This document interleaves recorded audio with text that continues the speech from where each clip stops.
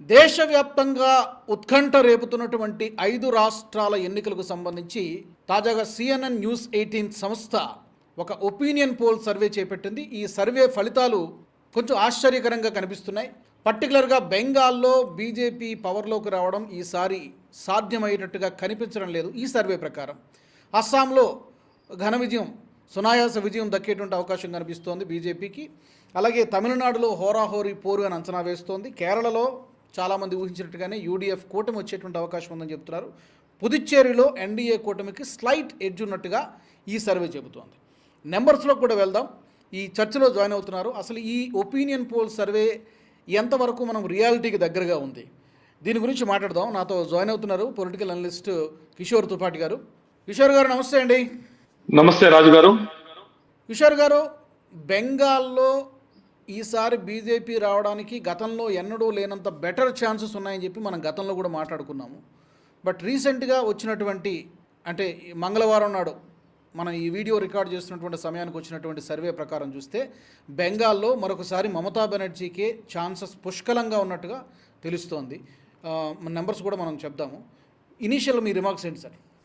రాజు గారు, మమతా బెనర్జీ చాలా strong position లో ఉన్నారు, అందరికి తెలుసు.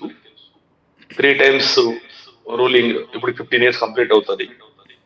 ఇంకొకటి కూడా ఏంటంటే, మనకు నార్త్ ఈస్ట్ కావచ్చు, లేకపోతే గతంలో కూడా కమ్యూనిస్టులు 34 సంవత్సరాలు రూలింగ్ చేశారు. సో అక్కడ లెగసీ అనేది కంటిన్యూ, రెగ్యులర్ గా యాంటీ ఇన్కంబెన్సీ కంటే ప్రో ఇన్కంబెన్సీ ఎక్కువ ఉంటుంది. అంటే అదేదో దీని మీద కాదు, వాళ్ళు వచ్చేసి ఏం చేస్తుంటారంటే బెదిరిస్తారు. ఈ కమ్యూనిస్ట్ యొక్క సిద్ధాంతం ఏంటంటే, అపోజిషన్ వాళ్ళు అసలు బూత్ కూడా రాకూడదు, అలాంటి దౌర్జన్యాల ద్వారా సప్రెస్ చేస్తూ వాళ్ళ యొక్క ఆధిపత్యాన్ని చలాయిస్తూ ఉంటారు. ఒక్కసారి చెప్పండి. ఒక్కసారి బెంగాల్ గురించి మాట్లాడుతున్నాం కాబట్టి బెంగాల్లో నెంబర్స్ ఎలా ఉన్నాయో ఒకసారి చెప్తాను, దెన్ మీరు అనాలిసిస్ చేద్దరు. కానీ బెంగాల్లో ఈ న్యూస్ 18 సర్వే సంస్థ ప్రకారము బీజేపీకి 98 నుంచి 108 సీట్లు వచ్చేటువంటి అవకాశం ఉందని చెప్తున్నారు. టీఎంసీకి 184 నుంచి 194, అంటే చాలా వ్యత్యాసం కనబడుతుంది. మేబీ ల్యాండ్ స్లైడ్ విక్టరీ ఇదే నిజమైతే. కాంగ్రెస్ లెఫ్ట్ పార్టీలకు పెద్దగా ఏం లేదు, స్టేక్ లేదు, 1 నుంచి 3 సీట్లు. ఓట్ షేర్కి వచ్చేసరికి టీఎంసీకి 41.9% వస్తుంది, బీజేపీకి 34.9%, లెఫ్ట్ పార్టీలకు 13%, కాంగ్రెస్ పార్టీకి 7%. ఇది బెంగాల్కి సంబంధించి. ఇప్పుడు మీ అనాలిసిస్ చెప్పండి, ఎంతవరకు ఇది రియాలిటీకి దగ్గరగా ఉందని మీకు అనిపిస్తోంది? సార్, ఒకవేళ సర్వే ప్రకారం కూడా నిజాలైతే మనమేం కాదని లేదు. ఎగ్జాంపుల్, ఎందుకంటే Mamata Banerjee very strong, BJP base నుంచి వెళ్తుంది.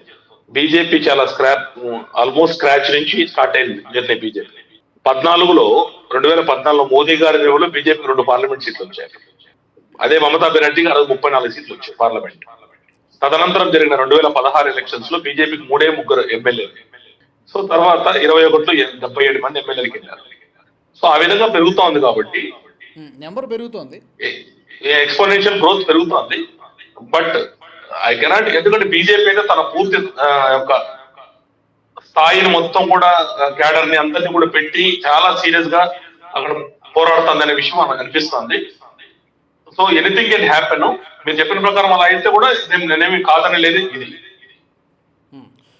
సో మరొకసారి మమతా బెనర్జీ 4వసారి కూడా ఆమె గెలవడానికి ఆస్కారం ఉంది. ఎందుకంటే నేనేమంటున్నానంటే, అన్ని వేళలా ఒపీనియన్ పోల్స్, ప్రీ పోల్ సర్వేలు చెప్పింది నిజమవ్వాలని ఏం లేదు, తంబరులు ఏం కాదు. ఎందుకంటే మనకు చాలా సందర్భాలు కూడా ఉన్నాయి, రివర్స్ అయినటువంటి సందర్భాలు. ఛత్తీస్గఢ్లో మనం అందరూ అనుకున్న దానికంటే భిన్నంగా ఫలితాలు వచ్చాయి. హర్యానాలో ఎవరు ఎక్స్పెక్ట్ చేయలేదు, అందరూ ఒక విధమైనటువంటి అన్ని ఎగ్జిట్ పోల్స్ ఒకలాగా చెప్పాయి, కానీ అక్కడ బీజేపీ వచ్చింది. 2024 సార్వత్రిక ఎన్నికల ఫలితాల్లో కూడా అంచనా ఒకలా ఉండి 400 పార్ అనుకున్నారు, కానీ అక్కడ 240 దగ్గర ఆగింది. ఇట్లాగా అన్ని వేళలా అన్ని ఎగ్జిట్ పోల్స్ లేదా ఒపీనియన్ పోల్ సర్వేలు చెప్పిన ప్రతిసారి నిజం కాలేదు. కొన్నిసార్లు నిజమైంది, కొన్నిసార్లు కాలేదు.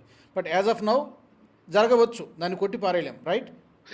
నేనేమంటున్నానంటే, ఇది ఒక స్ట్రాటజీ ఉండొచ్చు, ఇంకొకటి ఉండొచ్చు, రకరకాలుగా. ఒక్కోసారి ఏమవుతుందంటే, మహారాష్ట్ర చూడండి, లేకపోతే బీహార్ చూడండి, టఫ్ ఎలక్షన్స్ అని చెప్పారు. ఏమైంది లాస్ట్ కి 85-90% ఓట్స్ తో ఎన్డీఏ అసెంబ్లీ ఎలక్షన్ గురించి మాట్లాడుతున్నాను. సో ఒకవేళ కాంప్లసెన్సీ మోడ్ లోకి వెళ్ళిపోతారేమో. ఇవన్నీ ఇప్పుడు తృణమూల్ కాంగ్రెస్ యొక్క క్యాడర్ ఎట్లా మనం గెలిచిపోతున్న కాంప్లసెన్సీ మోడ్ లో పంపించేది కూడా ప్రక్రియ ఉండొచ్చు కదా. ఇప్పుడు చార్సో పార్ అని చెప్పినప్పుడు enter BJP cadre complacency mode లోకి వెళ్ళిపోయారు. సో తర్వాత మనకు అందరికి తెలిసింది 240 వచ్చింది. సో అదే విధంగా హర్యానా ఎలక్షన్స్ లో కాంగ్రెస్ కూడా ఫుల్ కాంప్లసెన్సీ మోడ్ లోకి వెళ్ళిపోయింది. మహారాష్ట్ర కూడా అంతే. మహారాష్ట్ర ఏమైంది, 31 సీట్స్ వచ్చే వాళ్ళకి, ఎవరికి యూపీఏ కావచ్చు, వాళ్ళ మహా వికాస్ అఘాడీ పార్లమెంట్ లో. అదే ఇక్కడ అసెంబ్లీ తెలుసుకోవచ్చు, 31 అవుట్ ఆఫ్ 48 మహారాష్ట్రలో. ఛత్తీస్గఢ్ ఎన్డీఏ 70. ఛత్తీస్గఢ్ లో కూడా అందరూ భూపేష్ బఘేల్ వస్తారు అని చెప్పారు.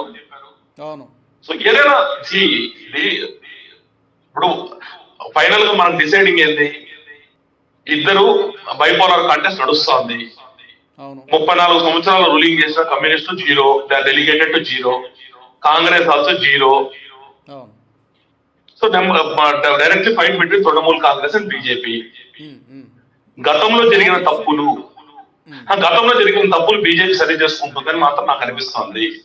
ఒకటి మనకు తెలుసు, ఎఫ్ఐఆర్ ద్వారా బంగ్లాదేశ్ ఓటర్లను ఏ విధంగా తెరవేశారు.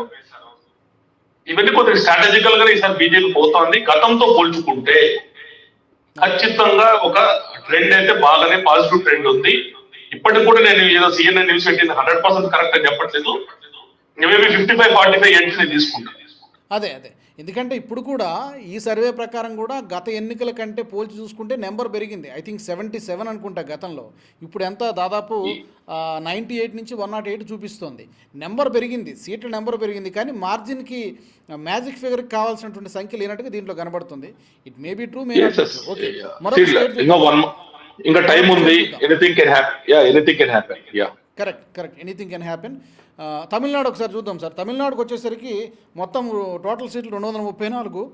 ఇందులో డిఎంకే అలయన్స్కి 40.1% ఓట్ షేర్ వచ్చేటువంటి అవకాశం ఉందని చెప్తున్నారు. అలాగే ఎన్డీఏ కూటమి అంటే ఏఐఏడిఎంకే కూటమికి సంబంధించి 38.1, పెద్ద ఓట్ షేర్ డిఫరెన్స్ లేదు, 2% కనబడుతుంది, 38.1%. కొత్త పార్టీ విజయ్ టీవీకే పార్టీకి 14.8% ఓట్ షేర్ వచ్చే ఛాన్స్ ఉందని అంచనా వేస్తున్నారు. ఇతరులకు 7%. ఇక సీట్ల విషయానికి వచ్చేసరికి డిఎంకే కూటమికి 106 నుంచి 116, ఏఐఏడిఎంకే కూటమి అంటే ఎన్డీఏ కూటమికి, బీజేపీ కూటమికి 100కి క్లోజ్గా రావచ్చు అని చెప్తున్నారు. పెద్ద డిఫరెన్స్ లేదు, అటు ఇటు ఉండొచ్చు. నువ్వా నేనా హోరాహోరీ అనే పరిస్థితున్నట్టుగా చెబుతూ అంచనా వేస్తున్నారు. తమిళనాడులో మీ అంచనా ఏంటి సార్? తమిళనాడు సిఎన్ఎన్ న్యూస్ పెట్టిన అంచనా ప్రకారము నువ్వా నేనా అనేట మీరు చెప్తున్నారు. వాళ్ళు ఇచ్చిన దీని ప్రకారము ఇప్పుడు అదేముండదు. వీళ్ళు చాలా తెలివిగా చేస్తారండి. సర్వేలో 3% ప్లస్ ఆర్ మైనస్ అంటారు. ఇప్పుడు అన్నాడీఎంపీ +3% వస్తే గవర్నమెంట్ వచ్చినట్టే కదా కదా. So they play very safe game. కాకపోతే డిఎంకేకి ఎడ్జ్ ఉందని అనిపిస్తుంది. కాకపోతే ఇప్పుడు 14.7 అంటున్నాం కదా, ఆ ఓట్ పర్సెంట్ తగ్గిపోతుంది రాను. ఎందుకంటే ఎలక్షన్ దగ్గర అయిపోద్ది. ఏమైతుంది, ఇప్పుడు మన ప్రశాంత్ కిషోర్ చూసాం బీహార్ లో 3.54% వెళ్ళిపోయారు. అంతకుముందు 10%, 12%, 14% అని చెప్పారు. ఎప్పుడైతే బైపోలర్ కంటెస్ట్ వచ్చినప్పుడు ఏమైతుందంటే గవర్నమెంట్ కు వ్యతిరేకము ఒక గ్రూప్ తయారైపోతుంది, గవర్నమెంట్ కు ఫర్ ఒక గ్రూప్ తయారైపోతుంది. ఈ మూడో పార్టీకి వేయడానికి ఓటు వేస్ట్ అయిపోతుందని ఆ ఓటుని ఏ పక్కకైనా రావచ్చు. ఇప్పుడు దీనిలో 14.7 లో మనం చేయాల్సింది ఏంటంటే ప్రజా వ్యతిరేక ఓట్ల, మోస్ట్లీ వ్యతిరేక ఓట్లే ఉంటాయి. ఎందుకంటే ఆ వ్యతిరేక ఓట్లు విజయ్కి వేస్తే లాభం లేదనుకొని అన్నాడీఎంపీకి వేస్తే అవకాశాలు ఉంటాయి కదా. అయితే ఇప్పుడు చాలామంది కొంతమంది అంచనా వేసేది ఏంటంటే ఇంతకుముందు వచ్చినటువంటి సర్వేల్లో విజయ్ ఒకవేళ హోరాహోరీగా పోరు జరిగేటట్టయితే, ఎవరికి ఫుల్ మెజారిటీ రాకపోతే, మ్యాండేట్ రాకపోతే విజయ్కి వచ్చేటువంటి సీట్లు ఏమైనా కీలకం అవ్వచ్చా, కింగ్ మేకర్ అయ్యే ఛాన్స్ ఉంటుందా? 6 నుంచి 12 సీట్లు లేక 15 సీట్లు కనుక విజయ్ పార్టీకి వస్తే, టీవీకే పార్టీకి, అతను ఏమైనా కీలక పాత్ర పోషించేటువంటి అవకాశం ఉందా? నాకు తెలిసి ఏం లేదండి. 100% ఇప్పుడు లేటెస్ట్ మనం చూస్తుంటాము, ఎక్కడ కూడా ఫ్రాక్చర్డ్ మ్యాండేట్ ఇవ్వట్లేదు, ప్రజలు డెసిసివ్ మ్యాండేట్ ఇస్తున్నారు. అందులో కొత్త పార్టీకి ఆర్గనైజేషన్ స్ట్రెంగ్త్ ఇవన్నీ లేనప్పుడు ఏమైందంటే వాళ్ళు ఓట్లు రావచ్చు, పర్సెంటేజ్ రావచ్చు, but it cannot get converted into seats. So ఒకవేళ 1, 2 వచ్చినా దానివల్ల పెద్ద ఇంపాక్ట్ ఉండదు కదా, ఎవరికొకరికి ఫుల్ మెజారిటీ వస్తుంది కదా. ఒకటో రెండో వస్తే డెఫినెట్గా అదేం పెద్ద మీరు చెప్పినట్టు ఐదారు వచ్చినా కూడా ఏం కాదండి. 10 ఎందుకంటే డిజిట్లు వస్తే ఏమైనా ఇంపాక్ట్ ఉండొచ్చు. అది కూడా అది కూడా డబుల్ డిజిట్ నాకు తెలిసి వచ్చే అవకాశం లేదు.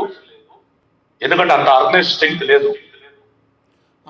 ఒకవేళ కానీ విజయ్ గాని బీజేపీతో కలిసి ఎన్డీఏతో కలిసి ఉంటే ఆయన కూడా సైజబుల్ గా వచ్చి ఉంటుంది. ఇప్పుడు ఆంధ్రాలో కూటమిలా తయారైంది. కానీ ఇప్పుడు ఆల్మోస్ట్ అది అనౌన్స్ చేసేసినట్టున్నాడుగా, ఎక్కడ ఎవరితోనూ పొత్తు లేదు, మొత్తం అన్ని చోట్ల మేమే పోటీ చేస్తున్నాం అనౌన్స్ చేశాడుగా. యా అందుకే ఆయన వ్యతిరేక ఓట్లు 14.7 ఓట్లు ఆయనకు వచ్చాయని చెప్తున్నారు కదా. యాజ్ పర్ దిస్ సర్వే కదా మనం మాట్లాడుతున్నాము. అది మెజారిటీ ఆఫ్ ద ఓట్లు కానీ అన్నాడీఎంకే కూటమికి వెళ్ళాయంటే వీళ్ళకి ఛాన్స్ ఉంటుంది. లేదనుకుంటే డిఎంకే కేడర్ కూడా అరే ఎట్టైనా మన వాళ్ళు గెలవాలి అనుకుంటే వాళ్ళకి దీని ప్రకారం అడ్వాంటేజ్ వస్తుంది. అయితే ఇక్కడ ఇప్పుడు అస్సాం ఒకసారి చూద్దాం సార్. అస్సాంలో ఈ సర్వే చెప్తున్నటువంటి అంచనా ప్రకారం ఏంటంటే మరొకసారి అంటే మూడోసారి బీజేపీ పవర్లోకి రావచ్చు. హిమంత బిశ్వ శర్మ మ్యాజిక్ పనిచేసేటట్టు కనబడుతోంది. అక్కడ ఓవరాల్గా 126 సీట్లు కనబడుతున్నాయి. 126 సీట్లో బీజేపీ లేదా ఎన్డీఏ కూటమికి 70కి +70+ సీట్లు గెలుచుకునేటువంటి అవకాశం ఉంది. కాంగ్రెస్ అలయన్స్కి 40 నుంచి 50 సీట్లు గెలుచుకునేటువంటి అవకాశం ఉంది. అంటే ఆ మధ్య కొంచెం హోరాహోరీ ఉంటుందన్నారు. బట్ గౌరవ్ గొగోయ్ అతని భార్యపై వచ్చినటువంటి ఆరోపణలు ఇవన్నిటి నేపథ్యంలో బీజేపీకి అక్కడ పెద్దగా ఏం అడ్డంకులు ఉండేటువంటి అవకాశం కనిపించట్లేదు. మీరేమంటారు? అస్సాం వచ్చి కేక్ వాక్ అండి, ఖచ్చితంగా గెలుస్తారు. అరౌండ్ 80 to 90 దాకా వెళ్ళిపోవచ్చు. ఎస్ దానిలో డౌట్ ఏం లేదు. NDA will form the government. కొన్ని చోట్ల ముస్లిం ఓటర్స్ ఎక్కువ ఉండే చోట మాత్రం కాంగ్రెస్ కు వాళ్ళకి ఎడ్జ్ ఉంటుంది. దానివల్ల ఆ సీట్లు కూడా వస్తాయి. లేకపోతే బీజేపీ స్ట్రాటజికల్ గా స్ట్రాంగ్ ఉంది. చాలా మంది కాంగ్రెస్ సిట్టింగ్ ఎంపీ కూడా రిజైన్ చేసి బీజేపీలో చేరారు. సో చాలా అవకాశాలు అక్కడ ఉన్నాయి. 100% మూడోసారి హిమంత బిశ్వ శర్మ బీజేపీ గవర్నమెంట్ వచ్చే అవకాశాలు పుష్కలంగా ఉన్నాయి. కరెక్ట్. ఎందుకంటే కొంతమంది లీడర్లు కూడా బోర్డులో, అలాగే 40-50 ఇయర్స్ నుంచి కాంగ్రెస్తో అనుబంధం ఉన్నటువంటి లీడర్లు కూడా just before elections Congress party good bye చెప్పేసి ఇందులోకి వచ్చేసారు. మేబీ ఆ ఇంపాక్ట్ కూడా డెఫినెట్గా రాబోయే ఎన్నికల్లో ఉండే అవకాశం ఉంది. ఇక మిగిలిన 2 సార్. ఒకటి కేరళలో పెద్దగా బీజేపీకి అంచనాలు లేవు, ఇప్పుడే పుంజుకుంటున్నట్టు కనబడుతోంది. బట్ చెప్పుకోదగ్గ స్థాయిలో నెంబర్ వస్తున్నాయి. ఇక్కడ సర్వే కూడా అదే చెప్తోంది. అండ్ పుదుచ్చేరిలో ఎన్డీఏ కొంచెం స్లైట్ ఎడ్జ్ ఉందన్నట్టుగానే చెప్తున్నాయి. పుదుచ్చేరిలో ఏం జరగచ్చు అంటారు? చిన్నదే బట్ స్టిల్. పుదుచ్చేరిలో మీ ప్రకారం ఎన్డీఏకి వస్తుందని చెప్తారు. ఇప్పుడు పుదుచ్చేరి చిన్న స్టేట్, 30 మంది ఎమ్మెల్యేలు ఉంటారు. సో అక్కడ ఏదైనా జరగచ్చండి. ఒకవేళ అదేం పెద్ద ఇదేం కాదు. కాకపోతే సెంట్రల్ లో రూలింగ్ పార్టీగా ఉంది కాబట్టి ఆ అడ్వాంటేజ్ ఉంటుంది ఖచ్చితంగా. ఒకవేళ దగ్గరకు వచ్చినప్పుడు నెంబర్ సాబులప్ చేసేదాని కోసం పనికి వస్తారు. ఇప్పుడు 16 వస్తే చాలు కదా 30లో.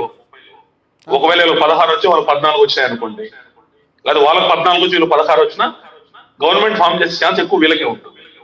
ఎందుకంటే గతంలో మనం గోవా చూసాం, 13 సీట్లు బీజేపీకి వచ్చాయి, కాంగ్రెస్ 17 సీట్లు 17 సీట్స్ వచ్చాయి, అయినా బీజేపీ ఫామ్ చేసిన గవర్నమెంట్. సో అడ్వాంటేజ్ ఉంటుంది, న్యాచురల్ అడ్వాంటేజ్. రూలింగ్ పార్టీ ఉండడం కారణంగా వాళ్ళు ఎడ్జ్ కూడా తీసుకుంటారు. ఎందుకంటే అక్కడ ఉండే వాళ్ళకి ఒకరికి చెప్తారు మీకు సెంట్రల్ మినిస్టర్ ఇస్తాం, లేకపోతే ఇంకొకటి ఇస్తాం. కొద్దిగా అవకాశాలు ఉంటాయి. మీకు ఏదన్నా ఇప్పుడు ఎన్ రంగస్వామి ఉన్నాడు, ఆయన నేను గవర్నర్ చేస్తాం అనొచ్చు బీజేపీ. ఆయన కూడా ఎన్నోసార్లు అయినాడు కదా. అయిపోయినాక దగ్గరకు వచ్చినాక బీజేపీ తరఫున నమశివాయ ఉన్నాడు హోమ్ మినిస్టర్, అట్లా బీజేపీ సీఎం కూడా కావచ్చు అక్కడ. క్లోజ్ కంటెస్ట్ ఉంది ఇక్కడ. క్లోజ్ కంటెస్ట్ ఉన్నప్పుడు బీజేపీకి ఒక అడ్వాంటేజ్ ఉంటుంది. ఎందుకంటే బీజేపీ చాలా రోపప్ చేస్తుంది క్యాడర్ ని, అందరినీ కూడా స్ట్రాటజికల్ గా పనిచేస్తుంది. ఆ అడ్వాంటేజ్ బీజేపీ తీసుకుంటుంది. కరెక్ట్. బీజేపీ మనకు కూడా తెలుసు. ఇప్పుడు తెలంగాణ నుంచి కావచ్చు, మహారాష్ట్ర నుంచి కావచ్చు, అందరూ ఆంధ్ర నుంచి అందరూ వెళ్ళినారు. కొంతమంది పుదుచ్చేరి, కొంతమంది తమిళనాడు, కొంతమంది కేరళ, అట్లా అదే అబ్జర్వర్లు కానీ క్యాడర్ కానీ అందరూ వెళ్ళారండి. సో ఆ విధమైన స్ట్రెంగ్త్ మిగతా పార్టీకి లేదు కదా. అదే కాంగ్రెస్ కూడా ఉండొచ్చు కానీ అంత మైన్యూట్ డెవలప్. ఇది డెఫినెట్గా ఈ సర్వే ప్రకారం చూసినా, మామూలుగా చూసినా బీజేపీకి అక్కడ ఎన్డీఏ కూటమికి ఎడ్జ్ ఉంది. ఒకసారి నెంబర్లు చూస్తే ఎన్డీఏకి 15 నుంచి 18 సీట్లు, మొత్తం ఉన్న సీట్లే 30, అందులో వీళ్ళకి 10 నుంచి 13 సీట్లు కాంగ్రెస్ అలయన్స్కి. సో క్లోజ్ ఫైట్ మీరు అన్నట్టుగా. బట్ డెఫినెట్గా ఎన్డీఏ కూటమికి ఎడ్జ్ ఉండడానికి అవకాశం ఉంది. అండ్ ఫైనల్లీ కేరళలో పరిస్థితి ఏంటి సార్? కేరళలో ఇప్పుడప్పుడే అక్కడ ఎప్పటికీ రాదని కొంతమంది అంటారు బీజేపీ. అసలు ఈసారి అయితే ఏంటి మీ ప్రెడిక్షన్? ఏంటి? కేరళ ఏమైనా సింగిల్ డిజిట్ ఏమైనా వచ్చే ఛాన్స్ ఉందంటారా? కేరళలో ఖచ్చితంగా వస్తుంది. కేరళలో ఖచ్చితంగా వస్తుందండి. ఇప్పుడు గతంలో 2016లో ఒక ఎమ్మెల్యే సీట్ వచ్చింది బీజేపీకి, 21లో 0. మొన్న ఎంపీ సీటు 2024లో ఒక ఎంపీ సీట్ గెలిచింది త్రిశూర్. సో త్రిశూరు అండ్ తిరువనంతపురంలో బీజేపీకి స్ట్రాంగ్ గా ఉంది. అక్కడ ఓటింగ్ పర్సెంటేజ్ మల్టీ కాంటెస్ట్ ఏమన్నా సీట్లు వచ్చే అవకాశాలు ఉన్నాయి. ఎందుకంటే కేంద్ర మంత్రి ఉన్నాడు త్రిశూర్ నుంచి. మొన్ననే మనం చూసాం లోకల్ బాడీ ఎలక్షన్ తిరువనంతపురంలో బీజేపీ మేయర్ బోరింగ్ చేశారు. కొంచెం సీరియస్ గా పనిచేస్తున్నాం కాబట్టి ఎక్కడైనా అవకాశాలు, అంటే నేను చెప్పేది ఏదో డ్రాస్టిక్ గానే ఓటింగ్ పర్సెంటేజ్ గ్యారంటీ పెరుగుతుంది. అది సీట్స్ రూపంలో ఎంతవరకు కన్వర్ట్ అవుతుందని చూడాల్సి వస్తుంది. గతంలో పోల్చుకుంటే ఈసారి బీజేపీకి కొద్దిగా అంటే కనీసం ఒక పాజిటివ్ వెయిట్ కనపడుతుంది. గతంలో బీజేపీ పేరు చెప్పుకోవాలని భయపడేవారు. ఈ రోజు అలాంటి పరిస్థితి నుంచి దాటింది. ఎక్కువ మనకు కొద్దిగా వాతావరణం కనపడుతుంది. కాబట్టి అదే సీట్లు ఎక్కువ వస్తాయని నేను చెప్పను. బీజేపీ 3వ పార్టీగానే ఉంటుంది. ఎన్డీఏ, యూడీఎఫ్ వర్సెస్ ఎల్డీఎఫ్ ఉంటుంది. యూడీఎఫ్ ఎడ్జ్ ఉందండి. కాకపోతే యూడీఎఫ్ లో ప్రాబ్లం ఏంటంటే ముఖ్యమంత్రి అభ్యర్థులు ఎక్కువైపోయినారు. వాళ్ళు ఒకరినొకరు లాక్కొని దగ్గరకు వచ్చి ఓడిపోయినారంటే ఇప్పుడు వాళ్ళే ఓడించుకున్నారు అనుకోండి, మళ్ళా ఎల్డీఎఫ్ వచ్చిన ఆశ్చర్యపోవాల్సిన పని లేదు. ఎందుకంటే ఎక్కువగా యాజ్ పర్ సర్వే కూడా డిఫరెన్స్ తక్కువే ఉంది. సో గతంతో కంపేర్ చేసుకుంటే మేబీ ఓట్ షేర్ కొంత పెరగచ్చు. అది ఎంతవరకు సీట్లలో కన్వర్ట్ అవుతుందో చూడాలి. అద్భుతాలు జరగకపోవచ్చు కానీ బట్ డెఫినెట్గా ఇంప్రూవ్మెంట్ అయితే కేరళలో కనబడవచ్చు. ఎందుకంటే మనం చూసాం కదా ఫస్ట్ టైం మేయర్ అక్కడ గెలుచుకోవడం. సో ఆ ఇంపాక్ట్ కూడా ఉండేటువంటి అవకాశం ఉంది. Okay, thank you very much Kishore గారు. చూద్దాం మరి, ఒక్కొక్క సర్వే ఒక్కోలాగా అంచనా వేస్తోంది. ఇంతకుముందు వచ్చినటువంటి సర్వే ఒకలాగా ఫలితాలు ఇచ్చింది. ఇప్పుడు రీసెంట్గా వచ్చినటువంటి ఈ CNN న్యూస్ 18 సంస్థ సర్వే ఫలితాలు ఈ విధంగా ఉన్నాయి. మరి ఎలాగో దగ్గర పడుతున్నాయి కాబట్టి ఫలితాలు మే 4వ తారీఖున అంతర్జాతకాలు అన్ని 5 రాష్ట్రాల ఎన్నికల ఫలితాలు వచ్చేస్తాయి. మళ్ళీ మనం మాట్లాడుకుందాం మరిన్ని అప్డేట్స్ తోటి. థ్యాంక్ యూ వెరీ మచ్, ధన్యవాదాలు సార్. నమస్తే. మరి అది 5 రాష్ట్రాల ఎన్నికల ఫలితాలకు సంబంధించి తాజాగా వచ్చినటువంటి ఒపీనియన్ పోల్ సర్వేలో బెంగాల్లో మరొకసారి మమతా బెనర్జీకి అవకాశం ఉంది అనేది అంచనా వేస్తున్నారు. బీజేపీ గతంలో కంటే సీట్లను పెంచుకోవచ్చు, కానీ రావాల్సినటువంటి ప్రభుత్వంలోకి రావడానికి సరిపడా సీట్లు రాకపోవచ్చని అంచనా వేస్తున్నారు. చూడాలి ఏం జరుగుతుందో. తమిళనాడులో మాత్రం నువ్వా నేను అన్నట్టుగా పోటీ ఉంటుందని చెప్తున్నారు. అస్సాంలో మరొకసారి బీజేపీకి కేక్ వాక్ అంటే సునాయాస విజయం సాధించేటువంటి అవకాశం ఉందని చెప్తున్నారు. పుదుచ్చేరిలో కూడా ఎన్డీఏకి బెటర్ ఛాన్సెస్ ఉన్నాయి కాంగ్రెస్ కంటే అంచనా వేస్తున్నారు. కేరళ అందరికీ తెలిసినటువంటి విషయమే. కేరళలో గతంతో పోల్చుకుంటే, గత ఎన్నికలతో పోల్చుకుంటే ఈసారి కొంచెం ఓట్ షేర్ ఇంప్రూవ్ అయ్యేటువంటి అవకాశం కనిపిస్తోంది. అలాగే సీట్ల సంఖ్య కూడా అది ఎంతవరకు కన్వర్ట్ అవుతుంది అనేది చూడాల్సినటువంటి విషయం. మరి ఈ ఒపీనియన్ పోల్ సర్వే ఫలితాలకు సంబంధించి ఎంతవరకు రియాలిటీకి దగ్గరగా ఉన్నాయని మీకు అనిపిస్తోంది? తప్పకుండా మీ ఒపీనియన్స్ని కామెంట్ సెక్షన్లో తెలియజేయండి. వచ్చే ఎపిసోడ్లో మరొక చర్చలో, మరొక డిస్కషన్లో, మరొక ఇంట్రెస్టింగ్ టాపిక్తో మళ్ళీ కలుద్దాం. జై హింద్. ఈ వీడియో మీకు నచ్చినట్టయితే లైక్ చేయండి, 10 మందికి షేర్ చేయండి. అలాగే కామెంట్ల రూపంలో మీ అభిప్రాయాలను మాతో పంచుకోండి. Nationalist hub group of channels ను సబ్స్క్రైబ్ చేసుకుని తెలుగునాట జాతీయవాద జర్నలిజాన్ని ప్రోత్సహించండి. ఈ వీడియో కింద ఉన్న బెల్ ఐకాన్ పై క్లిక్ చేయడం మర్చిపోవద్దు.